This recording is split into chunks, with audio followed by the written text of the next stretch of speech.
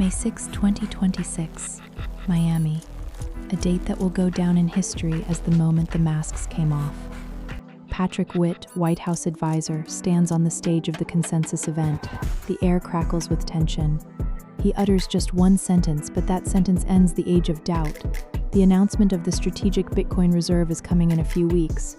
What we're witnessing here is no longer just hype. It's the old financial system's capitulation to mathematics.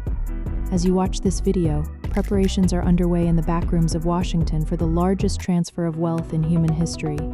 328,372 bitcoins are already sitting in the wallets of the US government, $25 billion, and this is just the beginning. But while the superpowers are filling their digital arsenals, one nation has committed what is arguably the greatest financial suicide in history.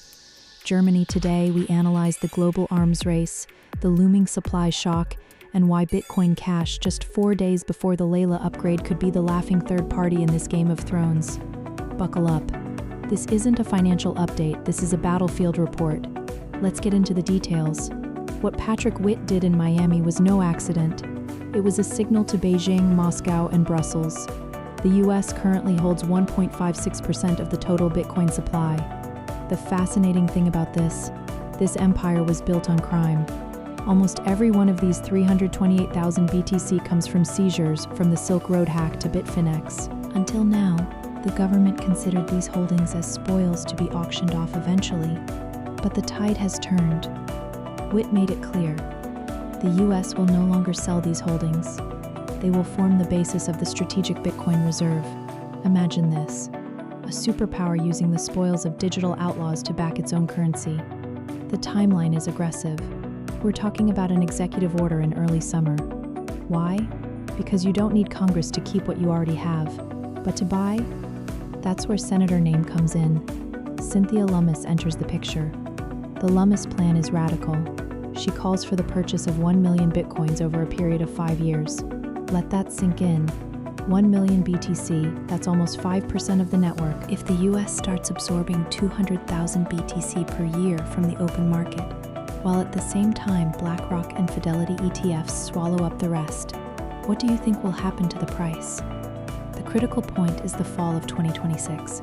The National Defense Authorization Act, NDAA. This is the law that establishes the military budget. It's where the Bitcoin reserve is to be codified. Once Bitcoin is classified as a national security asset, the discussion is over. Then Bitcoin is no longer a toy for nerds, then it's a weapon against inflation and against economic decay. Let's take a look at the world map of the new digital gold standard. It's a game with unequal stakes. El Salvador Bukele was the first domino to fall. With 7,500 BTC and a daily buy program, he was often ridiculed. But today, no one is laughing anymore. His country is debt-free in the spirit of blockchain.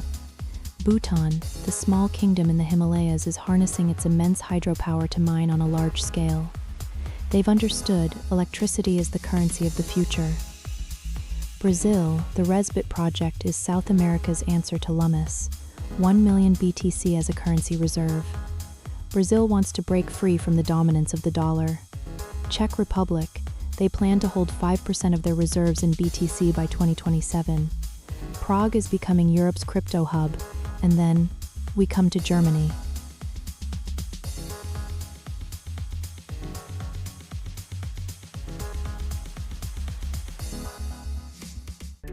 July 2024. The German Federal Criminal Police Office, BKA, sells 46,359 BTC. The price at the time was around $58,000, total proceeds approximately 2.8 billion euros. As of today, May 2026, this holding is worth almost 3 times that amount. Germany hasn't just lost money, Germany has squandered its strategic relevance in the digital age.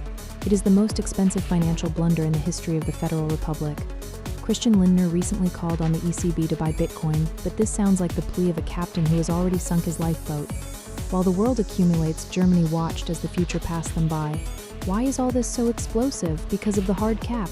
There will never be more than 21 million bitcoins. But the reality is even more extreme. Currently, an estimated 19% of the supply is state frozen or in lost wallets, Satoshi holdings, destroyed keys. If the US, Brazil, and perhaps soon China, which is sitting on 190,000 confiscated BTC, officially declare their holdings as reserves, they will permanently withdraw them from the market. We are heading towards a liquidity crisis. When government demand meets a supply that no longer exists, we leave the realm of normal chart analysis. We enter the realm of hyper-Bitcoinization. But this is precisely where the question arises: can the system withstand this? And what about the vision of peer-to-peer electronic cash? While the media is fixated on BTC reserves, something revolutionary is happening with Bitcoin Cash. In March 2026, BCH was officially classified as a digital commodity. This provides institutional security. But the real bombshell is coming in exactly 4 days: CashVM Layla. The Layla upgrade will be activated on May 15, 2026. What does this mean? This marks the end of the era when BCH was just a faster version of Bitcoin. With CashVM, BCH gains native Layer 1 smart contracts as powerful as Ethereum's, but with BCH's scalability and low fees. Imagine the scenario: BTC becomes an immobile lump of gold in central bank vaults. A transaction on the BTC chain costs hundreds of dollars because states are fighting over block space. Where will the world conduct its business? Where will DeFi take place that is truly accessible to everyone? This is where BCH comes in. With Layla, BCH becomes a programmable global currency. We see a divergence here: BTC as a state-run store of value, BCH as the lifeblood of the global economy. At a current price of around $473, BCH is almost invisible compared to BTC's market capitalization. But technology doesn't lie. When Layla goes live, the usefulness of BCH will explode. I wouldn't be a good guide if I only showed you the bright side. We're in uncharted territory. A government-backed Bitcoin reserve also means that governments have an interest in controlling the network.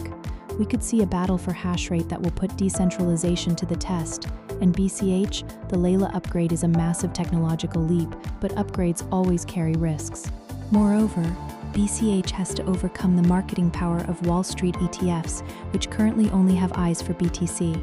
Volatility will tear us apart in the coming weeks, in both directions. We're at a crossroads. The US has voted, El Salvador has voted, the math has voted. Only Germany is left out in the cold, counting the money it spent too soon. In 4 days, the Layla upgrade will change everything for Bitcoin Cash. Are you ready for what's coming?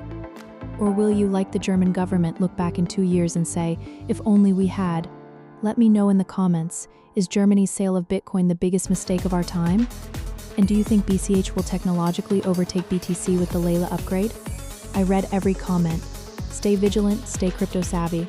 See you in the next update from the Digital Fortress. Peace.